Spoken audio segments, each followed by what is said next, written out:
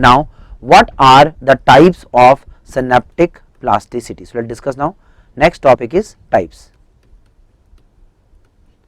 Types of synaptic plasticity. Okay, clear?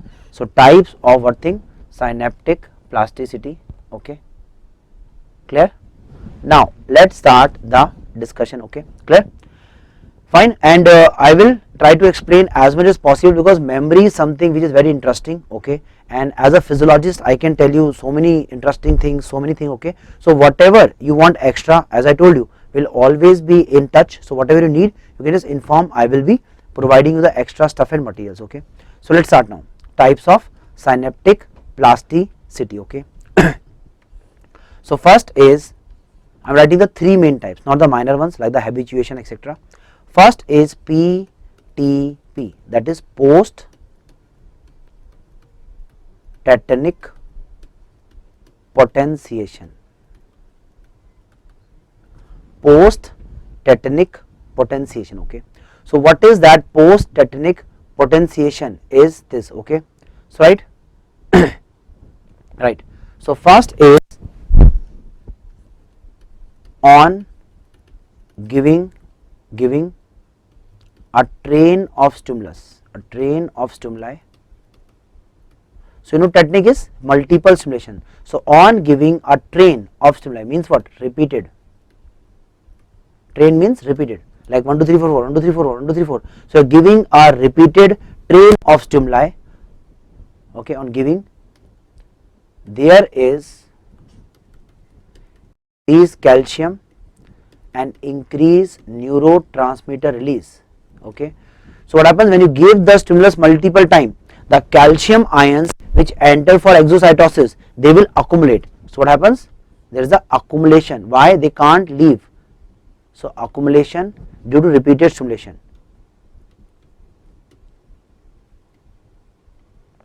So as the calcium is accumulated,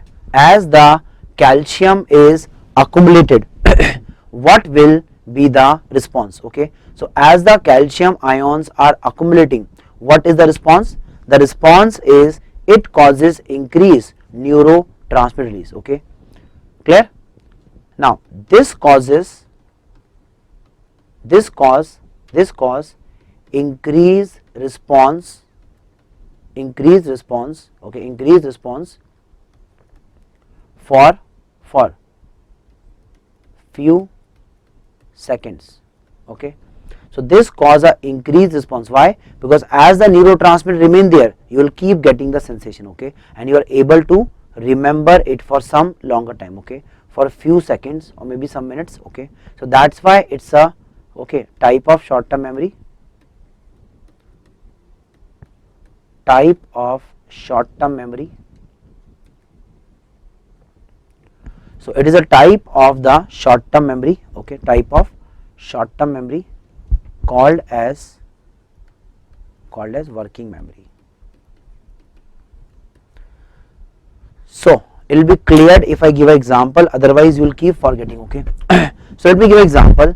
Imagine you are talking to someone. Okay, so as he is saying something, these words are all a part of your working memory. Why? As he is saying, the words are coming and you can sense the words. Okay, now let us take an example. Okay, example is, suppose there is a young kid who want to call his grandparents and the phone is older generation. Don't take like they are this kind of phone which only have what? The buttons. Okay, so now he doesn't remember the number. So when he goes and see the telephone directory in the other room, very heavy, he can't lift. So he open the page and see the number. What happened? When he is seeing 98231, let's say number is. So when he see, he can sense the number, but the moment he turn away, he forget the number. Yes or no? You can try. Okay, if you see a number, let's say a sequence code, as you see the number, you can have the sensation 9832119, but the moment you stop seeing, the sensation is there or gone? Is gone, no? So that is why, what is the technique to prevent the loss of the information? He start repeating the number. So what he does? He start 9811213319 9813. So he starts speaking, and as he speak, he listens. As he listen, he see the same. So what's happening? the same neural pathway is triggered multiple times, so calcium builds up and cause more release of calcium, so that sequence will remain in activity for a longer time rather than just seeing and gone. So that's why sensory information finish in few seconds, but now as he keep repeating for seconds, he will remember that sequence or that number, like 983, so 931, 931, 931, he go to the phone, take the phone, start dialing 9832111, and then he dial and say, hello Nanaji, I am here, I am talking this. So as he is talking, what happened? That pathway will stop getting the stimulus, so neurotransmitter will be reuptaken and the receptors are not stimulated, so the information weaken and the pathway just stop firing up. And now you ask him, what was the number you dialed? Then he say, I don't remember, I forgot, I think 98, maybe 93. That is what forgetting is. I hope it's clear. Second example, let's say you are counting some currency notes, okay. So let's say you are counting 1, 2, 3, taking pulse of a patient 3, 4, 5. Suddenly your friend come and disturbs you. Hey, what are you doing? The moment he disturbs, the train is broken, and now you look at him with anger. I forgot what I was doing, at what number I was. So you can't recall the number. Why? Because the chain need to keep firing. What is required? The repeated stimulation is required. Repetition. You stop the repetition, stimulus is not there, the neurotransmitter is not there, you will forget what you were. So that's why mathematical calculation you are doing 43 into 2 all require working memory, and they only last for what seconds? Few. Why? Because neurotransmitters will be reuptaken or metabolize rapidly. Is it clear now? So remember, if you give a stimulus, you feel, then the sensation feeling goes because the neurotransmitters are gone. But if you can repeat the stimulus, the information will stay for some time. So that some time is a type of short term or working memory. Okay. Now let me ask a question. Can you convert this short term mechanism into a long term? The answer is what? Rather than increasing the receptor or the neurotransmitter, if you increase the receptor, the response will last for much longer time. I hope it's clear. Neurotransmitter is a short term method, receptor are a long term method. So right, the second type of plasticity, number 2, is LTP. So the second example, LTP, that is long term potentiation. So what is LTP? Long term potentiation. Okay, first long term. What is the mechanism? What? Okay, first it is by mainly CA1 neurons of hippocampus. Okay, so hippocampus contains cells called as cornus ammon cells because they look like the ammon. That is what, like the you have this ship. Okay, so as they are having their horns, which are, you can say, angled, or they are having this snail like shape. Okay, so look like the horns of a ship, or like the Aries, Aries, like that. Okay, so CA1 neurons of hippocampus are the ones which are responsible. So what they do? They convert short term memory, which was because of neurotransmitter and the stimulus. They convert STM into LTM. They convert STM into LTM. STM is short term memory into long term memory. Okay, so they convert short term into long term memory. So they convert the short term into long term memory. Okay, so convert the short term into long term memory. Okay, how? By increase NMDA receptors at post synaptic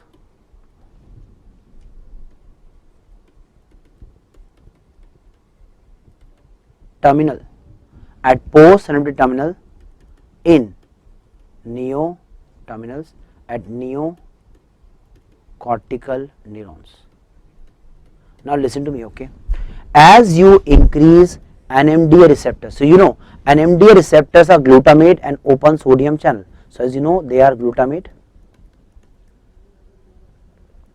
and sodium channel open, and that cause EPSP. I taught that, okay. So as you increase NMDA receptor at the synapses, now what happen in that particular pathway of phone number 9831, let's say I ask you what is your phone number, you don't have to look at the telephone directory of contacts, you can give the phone number. I said your email ID, you can write the email ID. Why? Because you've seen your phone number so many times. Now at those neurons in that pathway of the phone number or the email address, there is a massive increase in what substance?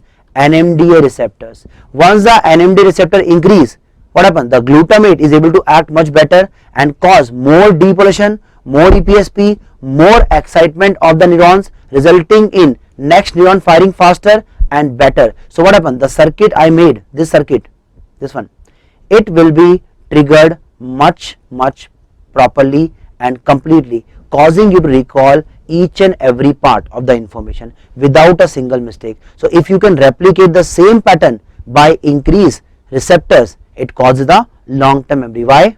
The answer is simple. Receptors are basically what thing, okay? Receptors are what? Proteins. Remember I told you receptors are formed from the proteins, and proteins are formed in what?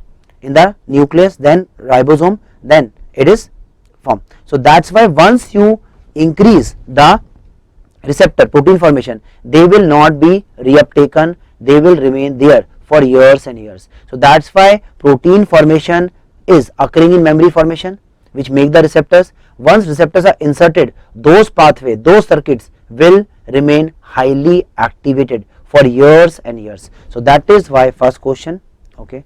So that causes increase response in the neural pathway for the particular information, in the neural pathway called as long term potentiation, okay. So that's why if you increase the NMDA receptors, you get a increased response, called as what? So increased response in pathway, in the pathway, irrespective of concerned pathway, in the concerned pathway called as long term potentiation, and it causes what? It causes memory, means response for years to life, for years to life. So that is why it's a type of long term memory, okay. Why? First thing is, okay, receptor formation require protein formation, okay. Second, once receptors inserted, okay, inserted in the post synaptic terminal, they stay there for long time. So that is why you are able to have this information for much longer time, like your name, your address, you don't forget. Why? Because these circuits now have high amount of NMDA receptors. So the moment I say the word address, name, you are able to get a response just like a reflex. You don't even have to search or activate the here and there neurons, you can just give the name without any thought required, okay. So that is why this is called as long term potentiation, okay. So what is the summary? If you repeat something, there is an increased neurotransmitter in a particular pathway, let's say a phone number, a name or a face, and you can remember, recall it for few seconds, called as short term memory or working memory. But if you repeat this multiple times, what happens? There is now a change at what level? At the level of what? Protein formation, and as there is increased proteins form, increased receptor, the receptors are inserted where?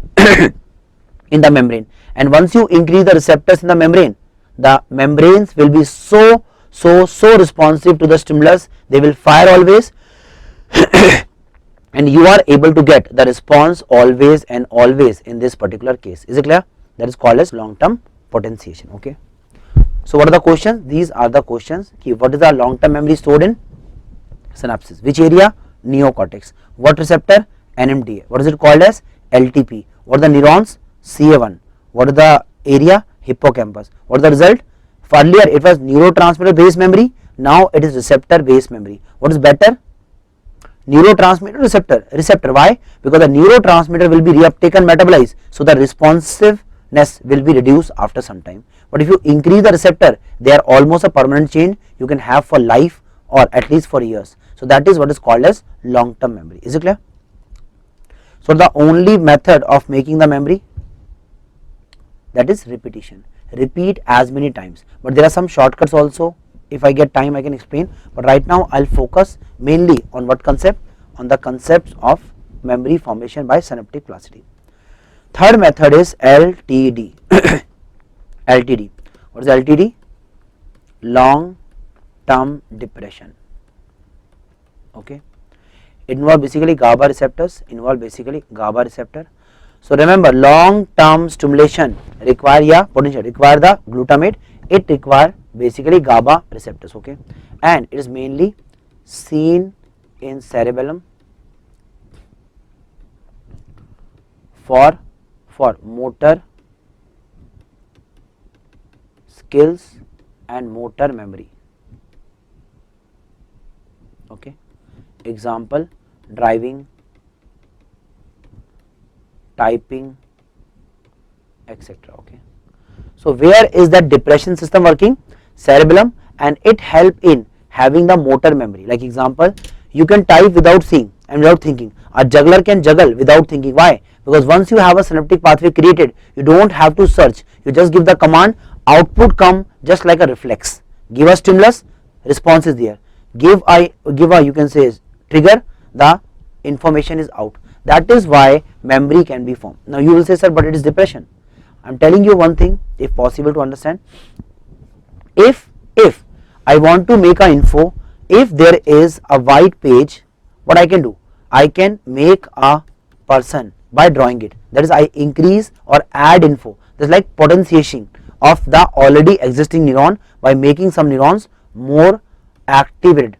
So that's why out of all possible I make some highly activated. But I can do the reverse also, like take a block of stone and remove unwanted pieces. Again you make a statue, but this time you added the information or you removed unwanted information. So that is something it does. Rather than adding the info or making something stronger, it removes the weak unwanted. So that is why as you keep doing the thing, the errors, the wrong circuits are eliminated, only the right pathways, right circuits are there. Like when you learn to drive, initially you have to search for the gearbox, but once you know driving, you don't have to search for the gearbox or the clutch. Exactly your hand goes and you will grab the clutch at exact moment, exact location. So where is this information stored? Cerebellum store this information, called as what? Long term memory for motor skills via long term depression. Okay, so what is required for your exam pattern I have discussed in this thing, but if you want something extra etc, again you can get back to me and I can explain other required concepts also. Okay, now we will discuss the topic of the receptor. So we have discussed what? Cortex, memory. Now we will discuss what? The topic of the, yes,